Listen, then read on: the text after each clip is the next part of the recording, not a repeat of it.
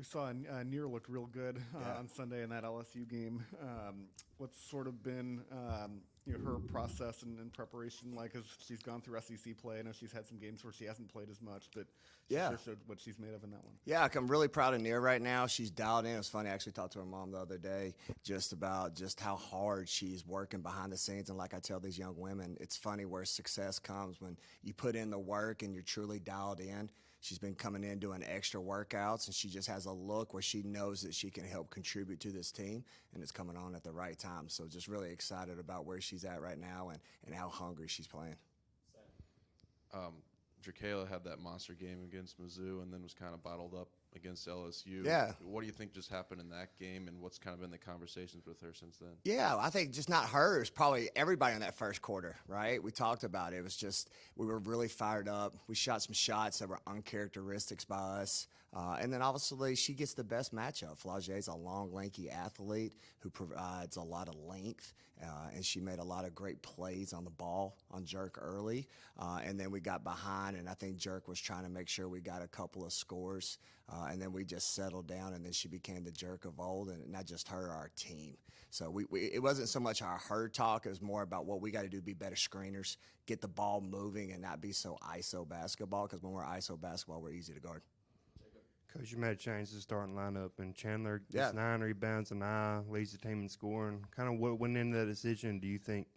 Did it go how you thought it would? Yeah, we're at that part of the year just mixing things up, right? Obviously anytime you don't win, it provides opportunities to change lineups, but also every day you step in practice, it gives you an opportunity. And I just thought Chandler, with that group, was providing some good energy, especially on the defensive end. Nothing against Anaya. Anaya I thought was electric coming off the bench. And so we just went with a call just to mix it up and see if we can't get some different rotations and things occurred during the game.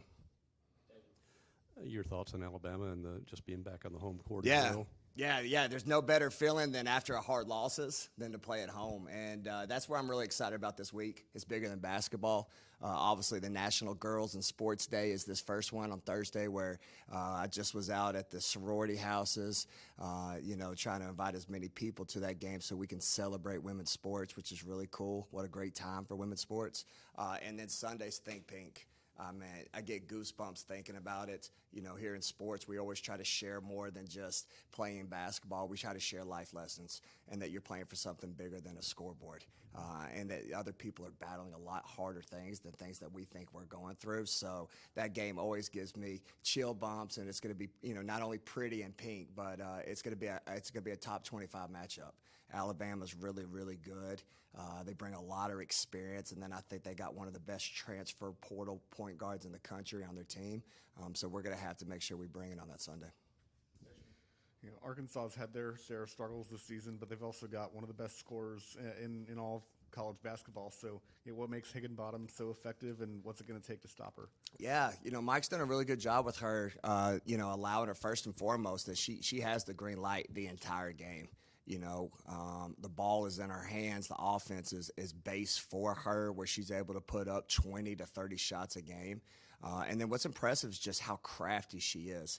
In that Florida game, I think it was 15 shots that she had. I've got it right here.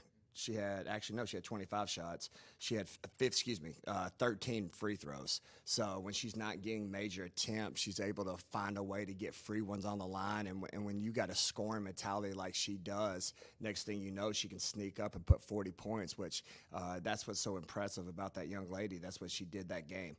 So we're going to have our hands full. Obviously, if she scores 40, we got to make sure everybody else doesn't go off for us. So it's going to be an absolute war. Mike's a heck of a coach. I expect them to be healthy. They had 2 injuries down there at Florida with starters. So I expect those kids to be back. So we got to be ready for a new look Arkansas and a team that's hungry to come off of a loss against Florida. Hey, Coach. Hey. Obviously, SEC play, no joke. What can you say about your players' resiliency to keep fighting in these games, even if the results don't turn out the way you want them, and then going forward to keep playing like that? Yeah, I think it's practice for me. Anytime you're a coach and you come off a loss, that next day you come back to work, you find out a lot about your team. And immediately when I came in the locker room yesterday, the energy was unbelievable.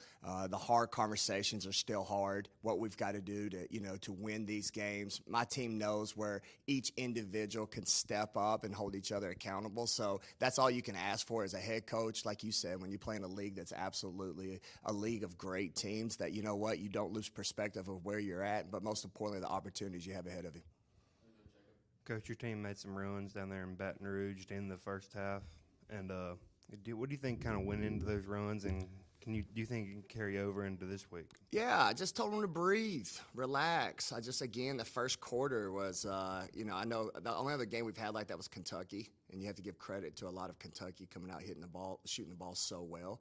I thought we just didn't come out and shoot it well. And again, to me, it was the air balls, shooting it too long or, too hard off the backboard, which to me always is a sign that you're really tense and that you're fired up. And that's what I just told my young women is just relax.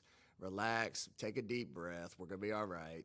Let's try to chip this away. And that's what it was awesome to see in that second quarter as we did. But ultimately, we got, I think, to 8-6. What was the closest? 6? I think it was 6 points there. You just gave them too big of a lead in that first quarter. We had to keep on fighting, unfortunately, to come back and win that game. Looking at the SEC stats, and I know numbers aren't everything, but this team is solidly MIG-TAC in just about every category there. So if you had to put your finger on one or two things that you really want to upgrade going into this home stretch, what would they be? For us? Yeah. I would think first defense. I think we're scoring enough points to win these games. I've really challenged my young women in one-on-one stances. We've gave up some tough shots where we've been good for 20 seconds, and then we'll have a defensive breakdown. So that's my biggest one is just our mojo on the defensive end to get multiple defensive stops. Coach, how about Madison Francis throwing one down last night? That. Was that awesome or what?